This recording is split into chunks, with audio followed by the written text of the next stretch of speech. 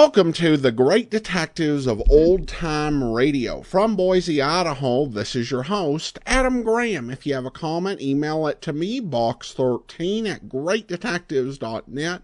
Follow us on Twitter at Radio Detectives and become one of our friends on Facebook, facebook.com/Radio Detectives. Today's program is brought to you in part by the financial support of our listeners. You can support the show on a one-time basis at support.greatdetectives.net. Also, you can go through the Zelle app to box13@greatdetectives.net. Or you can mail in a donation to Adam Graham, P.O. Box 15913, Boise, Idaho 83715. And I want to thank an anonymous donor from Great Falls, Montana for doing that. Thanks so much for your support. You can also become one of our ongoing monthly Patreon supporters at patreon.greatdetectives.net. Now we're going to go ahead and continue our Listener's Choice countdown. And usually we're playing a different series every day, Monday through Saturday. But right now, after finishing Mr. Keen, we are playing a countdown of listeners' favorite programs that we have played over the past 10 years of doing the Great Detectives of Old Time Radio.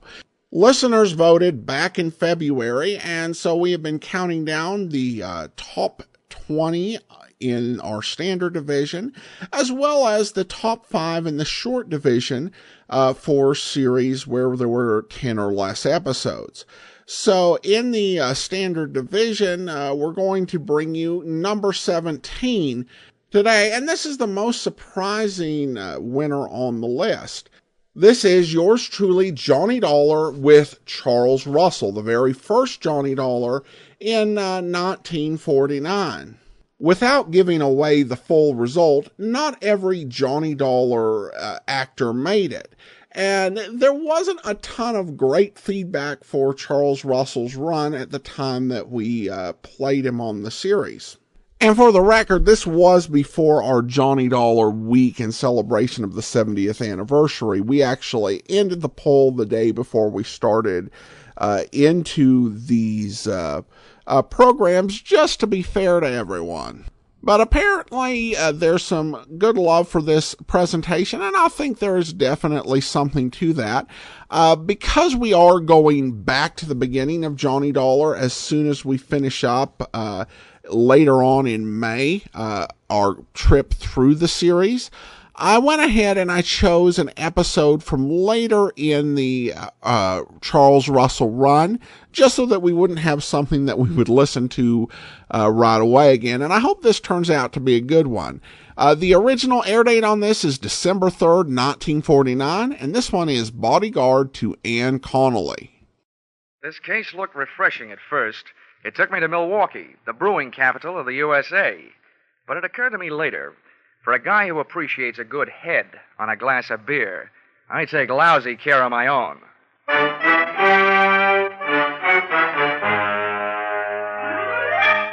This is another in the adventures of America's fabulous freelance insurance investigator, Johnny Dollar, starring Charles Russell. At insurance investigation, Johnny Dollar is only an expert. At making out his expense account, he's an absolute genius.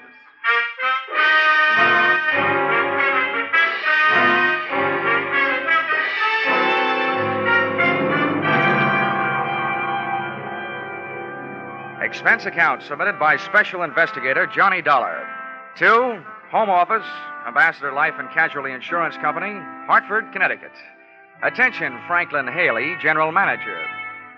The following is an accounting of my expenditures during my assignment as bodyguard to your policyholder, Ann Connelly. Or it may have been love at first sight, but the last sight was down the barrel of a .45 automatic. Expense account, item 1, $2.95, one copy of The Case of the Playful Siamese, a novel of detection and suspense. It was a story about a private eye named Dexter Payne. But before I could learn whether poor Dexter was dead or alive at the end of Chapter 1, the phone rang, and there you were, Mr. Haley, telling me I had to leave for Milwaukee on the next plane. So I returned the book to the lending library, bought a copy of my own, and came to your office to find out what my assignment was all about. Oh, come in, Dollar. Come in. Thank you. How are you, Mr. Haley? Fine, my boy, fine. Glad to see you again. Sit down. Thank you. Ah, adding to your store of knowledge, I see. What are you reading? Oh, the case of the playful Siamese. Bah, crime fiction, trash. When there's good literature available, why waste your time on such mediocre drivel? What do you think you're playing, old coward? Millions of dollars taken in on it every year. Well, what's the difference so long as you're not taking in? Oh, you bet they'll not get a penny from me. Oh, yes, they will. Huh? What's that? Oh, I said Will. Will Shakespeare. You know, Hamlet, Macbeth, Othello, crime fiction. No comparison. That's different. Anybody knows that. Well, I guess we'd better get down to business.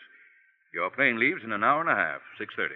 This girl who needs a bodyguard, who is she, and what's she afraid of? It's a sad, tragic case. The result of a misdirected, surely not faultless life, but nevertheless a situation that demands outside help. Oh, there now. Don't go to pieces. All I asked was what's her name and what's she afraid of. Her name is Anne Connelly. 6 years ago, she had the misfortune to fall in love with a man named Neil Grafter, a man of violent passions, jealousy, and so on. He misrepresented himself to her. He plied her with luxuries. And then, practically on the eve of the wedding, he was arrested for grand theft. Uh-huh. Yeah, I think I can ad-lib the rest. While he was in prison, she didn't get tired of the luxuries he'd given her, but she did get tired of waiting for him. Well, he had lied to her, and 5 years is a long time. True. The point is, Grafter's coming out on parole today, and Miss Connelly is terrified at the prospects of her first meeting with him. His violence, you know. Mm-hmm. He once threatened to kill her if she so much as looked at another man. We want you with her when Grafter arrives. Well, why me? Aren't there bodyguards for hire in Milwaukee? We hold a large paid-up policy on her life, and we want her protected. Besides, she's practically penniless. She couldn't even afford to hire a private detective. You know, it's a tragic case. And then, on the other hand, possibly all her fears are imaginary. Perhaps nothing will happen at all. Look, Mr. Haley, you can count on one thing. If I'm mixed up in it, something will happen. Expense account, item 2, $55.10. Airfare, Hartford to Milwaukee. I switched on my reading light, settled back in my reclining seat, and once more buried my nose in the case of the playful Siamese. I should have buried the book.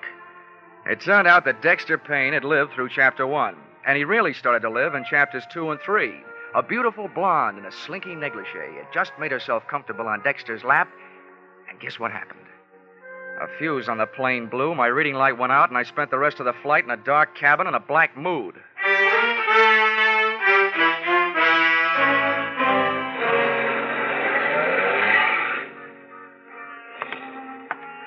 Expense account, item 3, $2.50. Cab fare, airport to the address of Anne Connelly, which, for a girl who couldn't afford a detective, was quite a hunk of a dress. Unless she was living on Friends.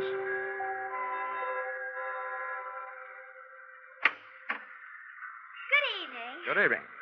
In case you are looking for Miss Connelly, she is not here. In fact, she has went out for the entire evening. Oh? Well, I think she's expecting me. At least she sent for me. She sent for you? Yeah, I'm Johnny Dollar from the insurance company. Oh, how dense of me. She did mention in passing that a detective would show up. Step inside, please. Thanks. Just hang up your coat and things. All right. She wishes you to remain until she comes home, which could be any time after the joints close up. yeah, sure. And, in the meantime, I have been instructed to see that you are comfortable. So, what would you care for, a straight slug or a highball? Well, a highball would be fine. Step this way, please. Yeah. Oh, the floor's waxed, so watch that throw rug if you don't wish to land on your ear. Okay, thanks. Hey, it's a nice place. Do you own it? Most decidedly not. To me, it is a sweatshop. I am Cora. I am Miss Connelly's personal maid. Personal maid? I agree that I do not look the type. I only accepted the position because I was on my uppers. My regular racket is specialty dancing. Please be seated. Thanks. Cora, if I may call you Cora? Oh, please do. Cora, as I understand it, Miss Connelly needed a bodyguard, but she couldn't afford to hire one. So she asked the insurance company that holds a policy on her life to supply one. Well, that's me. And now I find out she lives in a house on the right side of the tracks and has a personal maid. I'm confused. Listen, Mr. Dollar. It is my opinion that preventive measures should start at home, if you know what I mean. No, I don't. In other words, she needs a bodyguard like I need a foster mother. What do you mean by that? From what I have saw, she has more men hanging around to protect her than Princess Margaret. You know, if they were divided into a line in a backfield, they could walk over Notre Dame. Especially a handsome specimen named Ray Merrick, whom she is dating tonight. Well, what about this guy who's coming out on parole? Pardon me? Neil Grafter. While he was cooling his heels in prison, she was cooling her love for him. And she's afraid of what will happen when she tells him. This is news to me. Of course, I have been in Miss Connelly's employ only a few days, but I have not heard mentioned any kind of a grifter or a stir bum in her past. Now, as regards to your highball, would you care for scotch, bourbon, brandy, soda, or plain water? Make it scotch, soda, and no ice. Hey, Cora, if you don't mind a compliment, that outfit you're wearing, naked sandals, quilted skirt, and that sweater, make you look less like a personal maid and more like a personal friend of Errol Flynn's. I should live so long, but I thank you for your appreciation. It's part of my condition here that I am allowed access to Miss Connelly's wardrobe. Except for, here, we're the same size. Here's your scotch end. Thanks. And, if there's anything else that would add to your comfort while you wait, name it. All I need now is an easy chair and a lamp. I'll get back to the case of the playful Siamese. Pardon me?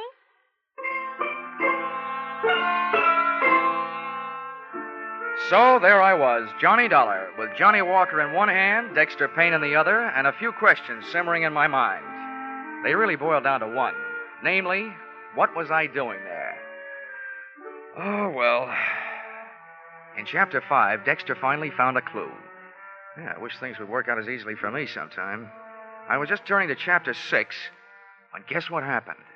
Ann Connelly came home. Come on in, darling. Have a nice chat before you go home. I'm in. The first thing I noticed about Miss Connelly, after the size of her escort, was that there was more similarity between her and Cora than just body measurements. Their hair was the same shade of brown, and at first glance, at least, even their features were the same. Then she saw me. Oh, you startled me. But you must be Mr. Dollar from the insurance company. Check. This is Mr. Merrick, my lawyer, and my friend, Mr. Dollar. How are you? How do you do? I hope you've been comfortable. Thanks, I have. Too comfortable. Usually when I'm sent to guard a body, the body is there to guard, not out on the town until 2:30 in the morning. Well, of all the... Now, wait a minute, honey. We thought it was a smart move, Dollar, to get Ann out of the house and keep her out of it until you got here. All right, Mr. Merrick, while you're in the mood to answer questions, maybe you'll tell me why, with a layout like this and a personal maid, did Miss Connelly turn herself into a charity case?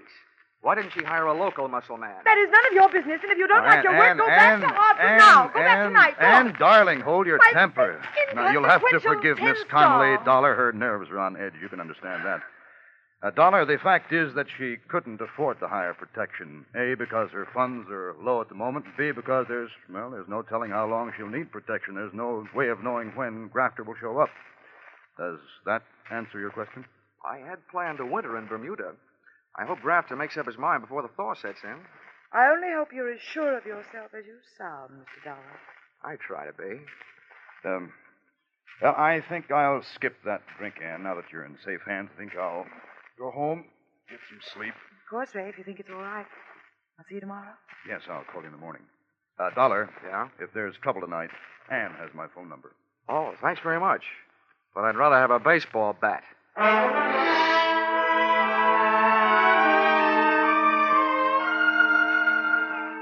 I learned early in my career that an excellent way to court disaster is to wait for trouble because it usually sneaks up behind you. But it was too late then to go looking for it, so I made the rounds of the house, checking the locks on doors and windows. Then I turned off the lights and hunched myself up on a couch that would have tested the stoicism of a bed of nails type Indian faker and tried to stay awake. I wondered about Dexter Payne. I wondered if the playful Siamese was a cat or somebody from Siam. And I just about made up my mind to duck into the closet with my trusty Ronson and read until the fluid ran out. And guess what happened? A door closed quietly. And and a white-robed figure floated toward me. Dollar. Pardon the intrusion of your privacy, but there are certain things I'd like to hash over with you in secret. Oh, wait till I see if I can straighten my back, Cora, and I'll make room for you on the couch. Many thanks. All right. I hope you don't mind my state of attire, but I didn't bother with the robe in case the noise of the closet door might waken Miss Connelly. That double-talking nail. Oh, here, I'll put my jacket on your shoulders. Thanks, but I can only stay a minute. Listen, Johnny. You may think me meddlesome, since it's none of my affair, but I couldn't help but overhear. And them two were feeding you a line of downright untruths earlier in the PM. Well, this is the best news I've had since I got here. Give me more. It was in regard to Miss Connelly's financial standing. I happen to know that dame is as solvent as the state of Wisconsin. Well, on that I haven't read up. She's fat, and I'm not casting aspersions on my own figure. Oh, please don't. How'd you find this out, Cora? It is not that I make a habit of putting my nose where it does not belong. But when I see a book lying open, I can't keep my eyes away. Yeah, I know just how you feel. Well, in this case, it happened to be her bank book. And with that balance, she could afford J. Edgar Hoover. Yeah. Why are you telling me all this? Have you got something against her? Mr. Dollar, if you are casting aspersions upon my honesty... It's only a faint suspicion, but you could be trying to talk me into leaving the case and leaving Miss Connelly unprotected. Well, I am thoroughly disappointed. A fine lot of thanks after I braved possible pneumonia. Oh, Cora. It so happens that I told you because I am a strong believer that it is decidedly crummy for anyone to take advantage of their fellow man. Now, look, Cora. But from now on, you can take a flying leap. Cora. If you were dying of thirst, I would... What's that?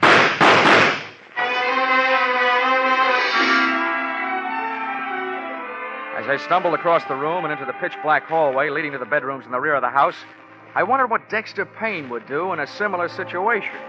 To both Dexter and me, life was just a bowl of uncracked nuts, unopened Chinese fortune cakes, and unanswered questions headed up by Who Shot Whom?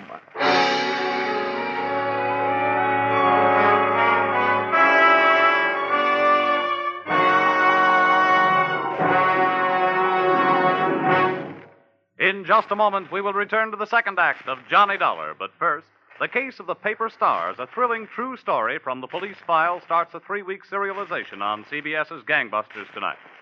Don't miss the first episode of this story of police on the trail of a gang that terrorized 3 states.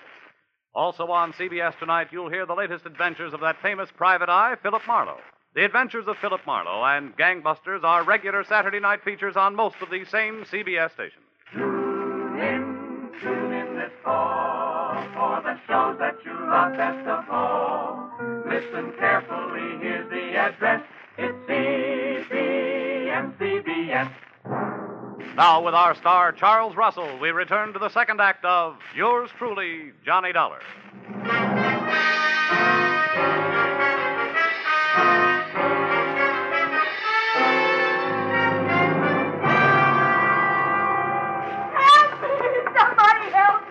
Ann Connelly's hysterical screams told me the way to her room, but before I got there, a stream of cold night air blowing into the hall through an open door to another bedroom stopped me. The draft was coming from a smashed-out window, and the smell of cordite that came with it meant that this room had been the shooting gallery. The corner of my eye picked up the corner of a white garage just as a king-size shadow of a man crossed it, and I went out after him. I made the garage in a dozen heartbeats. Believe me, the way my heart was going, that was record time. And as I skidded around the corner, an arm about the size of a fire hose came out of the darkness, crooked around my neck, and pulled. Face that loomed up above, and in front of mine was ugly, bearded, and wild-eyed. So, you're working against me, too. Let go. What's the matter with you? Yeah, sure. I'll let go. Oh, you must be Neil Grafter. I didn't kill her, did I? Because she wasn't in her bed. Oh, where was she? With you? No, she wasn't with me. What's the matter with you, anyway? So she went sour on you. Happens every day. They even write songs like Don't Cry Joe about it. Look, you spent enough time in prison to learn not to like it. Why set yourself up to go back for the rest of your life? You were smart enough to get out on parole. Why don't you get smart enough to pull yourself together? Prison? I don't remember any prison.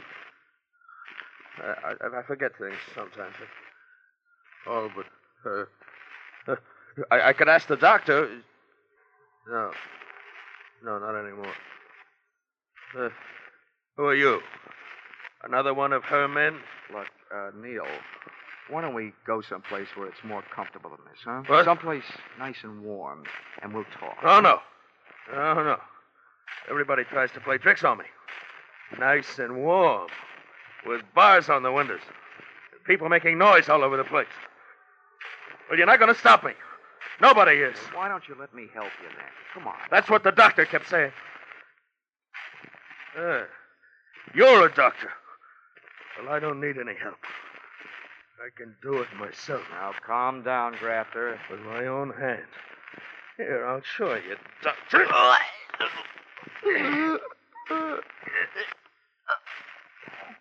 No.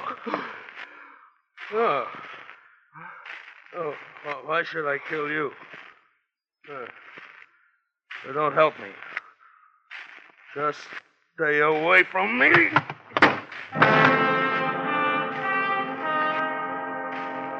He went.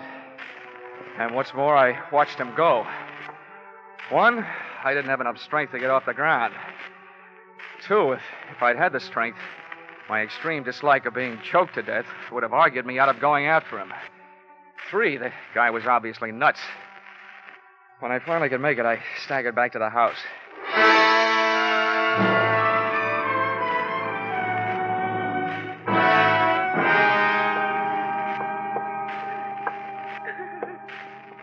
You can turn on the lights, Miss Connelly. He's gone. No, wait a minute. On second thought, maybe we'd better make sure all the shades are down. He might come back.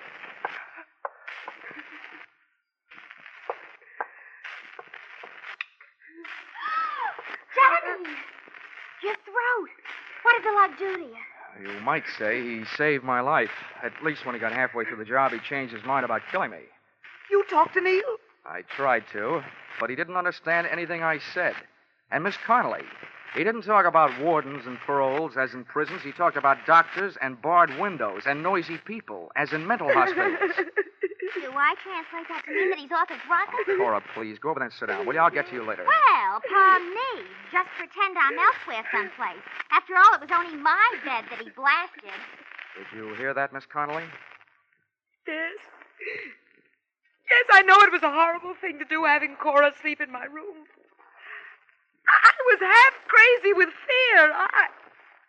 Why doesn't Ray get here? He promised to hurry. Maybe we can air some of the linen before he arrives. Instead of being in prison, which was a story I got, Grafter was in a hospital for the criminally insane, nursing a big yen to ventilate your head. Is that right? Please, Yes.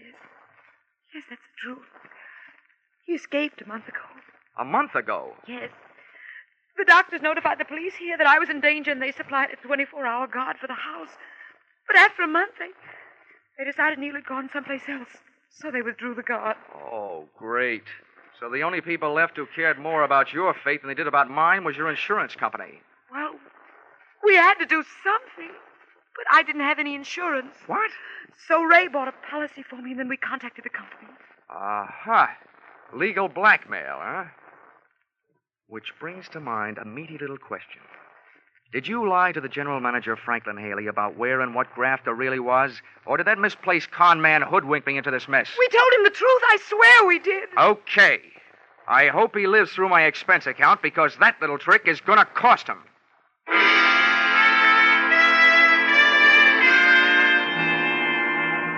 Expense account, item 4, $43. Breakfast the next morning. Over which I managed to steal a few moments alone with Dexter and his dilemma. In Chapter 7, Dexter finally came upon the corpus delicti. The only sign of life in the place was a Siamese cat playing with a ball of string. But before I could find out how the cat figured into things, the phone rang. Hello? Mr. Dollar, please. Yeah, this is Dollar. Your call to Melville State Hospital is ready. Oh, fine. Go ahead, please. Hello? Dr. Dollar here. Who is that, please? I am so busy. Oh, well, this is Johnny Dollar, Doctor. I'm an insurance investigator. But I don't want any. I am so busy, please. Oh, no, Doctor, investigator. I want to talk to you about a patient of yours, Neil Grafter. Grafter? Mm-hmm. Oh, yeah, the paranoid schizophrenic. Oh, a very interesting case. Complete fragmentation of the mind, total loss of synthesis. But he is no longer here for a while. Yeah, I know. He was here last night. What? Oh, what was his condition? Perhaps a state of passive negativism? All I know about his condition is that it's dangerous. He tried to kill his ex-girlfriend. Oh, yeah. I remember. Extremely strong obsession. An extremely strong man. Look, I've been hired to protect this woman.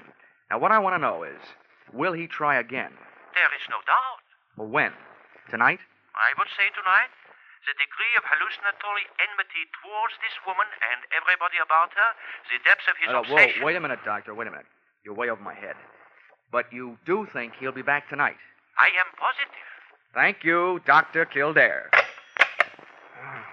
And all Dexter has to worry about is a playful Siamese.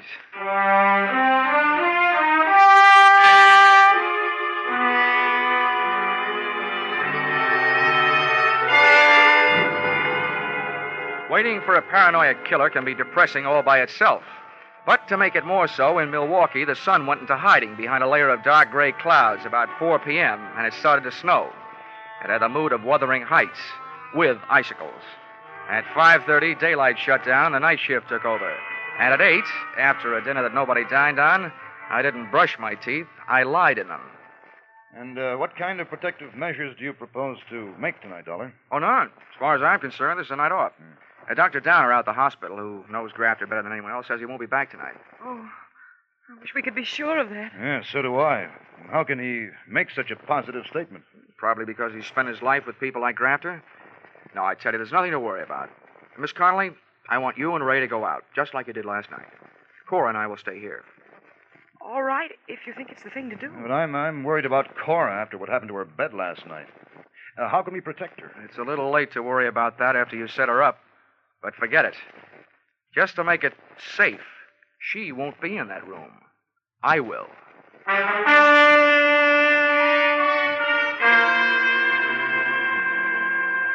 Expense account, item 5, $50, refreshments. I needed something to bolster my courage, so I ordered it. At 2:30 a.m., things were looking good for Neil Grafter. Ray Merrick and Ann Connelly had returned from their date. Merrick had left.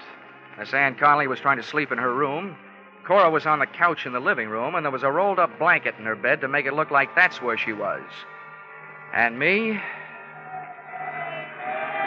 I was out in the snow, huddled near the incinerator, with an iron poker freezing to my hand, with a good view of the house and a poor outlook on life. Nothing happened till about 4 o'clock. That's when I spotted a familiar-looking big shadow of a man moving across the garage toward the house. I got up, but a flurry of wind-driven snow swept in front of me, and when it had passed, I could still see the window to Cora's room, but I couldn't see the man. Then I heard him at Ann Connelly's window.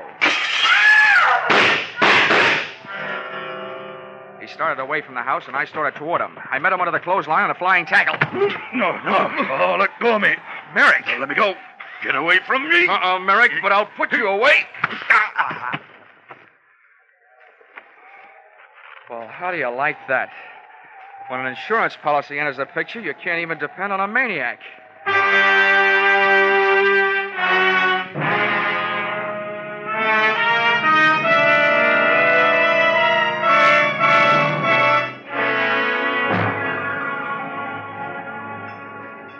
Well, just one more then, to pacify my nerves. They're jumping. Now, take it easy, Cora. This is a fine time to start falling to pieces. Oh, why doesn't the doctor get here? Now, don't worry. He's coming. I've called for an ambulance. If Miss Connelly kicks off, I will hold him personally responsible. Now, look, Cora, I appreciate your feeling toward your fellow man, but Miss Connelly made a pigeon out of you.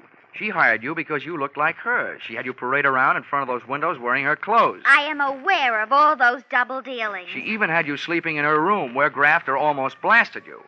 Now, what I want to know is why are you so anxious about her recovery? Because she owes me a week's pay. If this Sawbones doesn't pull her through, I'll sue the city of Milwaukee for my arrears.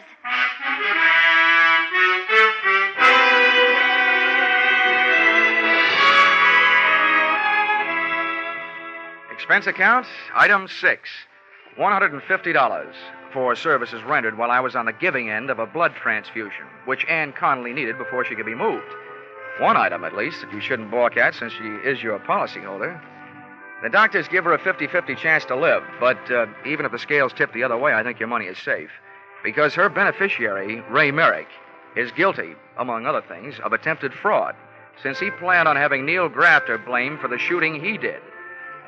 Expense account, item 7, 5 cents, newspaper, which reported that the police had returned Grafter to the hospital from which he had escaped. He did come back, as Dr. Kildare said he would, but he was a little late and missed the party. Item 8, $55.10, airfare, Milwaukee to Hartford. Expense account total, oh yeah, Dexter Payne. You know, I never did finish that book. After those cats I'd been jiving with, I couldn't care less about a playful Siamese. Expense account total, $845.30. Signed, yours, truly, Johnny Dollar.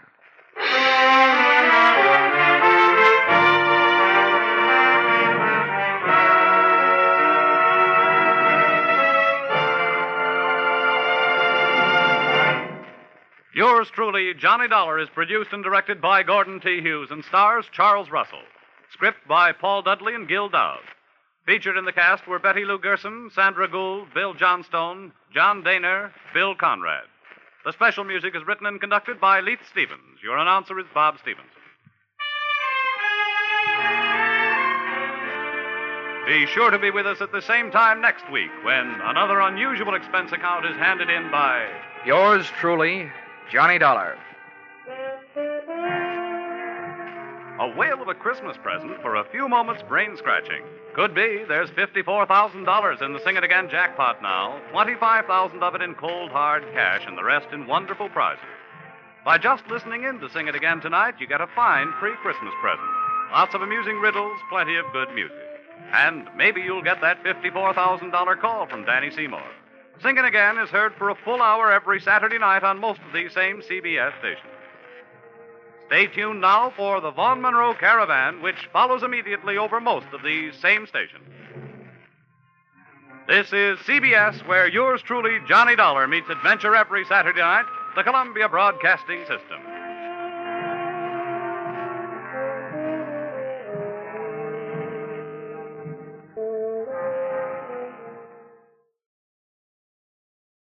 Welcome back. Well, I enjoyed that. I loved how he got just so aggressive with the expense account once he found out that he was being had.